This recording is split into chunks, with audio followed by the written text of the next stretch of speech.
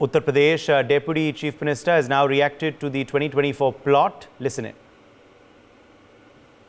प्रसाद मौर्य जी हैं सर, एक अंतर्राष्ट्रीय साजिश का खुलासा हुआ है जिसमें 2024 में प्रधानमंत्री नरेंद्र मोदी की लोकसभा में उनकी सरकार न बने, इस पर लोग काम कर रहे हैं। क्या कहें सर, कितना गंभीर मामला है? अभी क्या साजिश का खुलासा हुआ मैंने तो देखा नहीं है, लेकिन समझ सकता हूँ, चूँकि सार्वजनिक जीवन में हूँ, भारतीय जनता पार्टी का कार्यकर्ता हूँ। जिस प्रकार से माननीय प्रधानमंत्री श्री नरेंद्र मोदी जी के नेतृत्व में भारत निरंतर प्रगति के शिखर की ओर बढ़ता हुआ दिखाई दे रहा है और बढ़ भी रहा है, उसके प्रमाण भी हैं।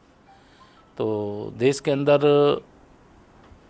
एक ऐसी भाजपा विरोधी, मोदी विरोधी ताकतें हैं जो चाहती हैं कि इस देश में उनका राज हो, भ्रष्टाचार हो, धर्मांतरण हो, गुंडागर्दी हो, सीमाएं असुरक्षित हों, धारा 370 हो, जो आस्था के केंद्र हैं उनके प्रति जो आस्था रखने वाले हैं वो मर्माहत रहे, ऐसी भावना रखने वाले यहाँ एक राजनीतिक दृष्टि से जो हमारे वैचारिक विरोधी हैं वो सक्रिय रहते हैं। और दुनिया के अंदर वह देश जो नहीं चाहेंगे कि भारत अगर इस रफ्तार में आगे बढ़ रहा है तो आने वाले समय में पूरी दुनिया को भी पीछे छोड़ने की सामर्थ्य अगर कोई देश रखता है आज विश्व में तो वह भारत है और माननीय नरेंद्र मोदी जी के नेतृत्व में है।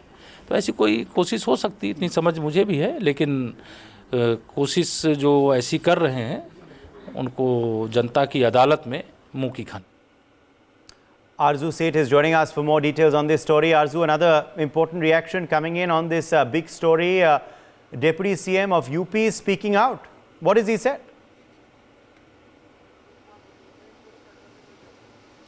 Well, yes, since this report has came to a fore, many question has been raised. Then why this type of non-European and non-NATO countries are planning against the Yogi government?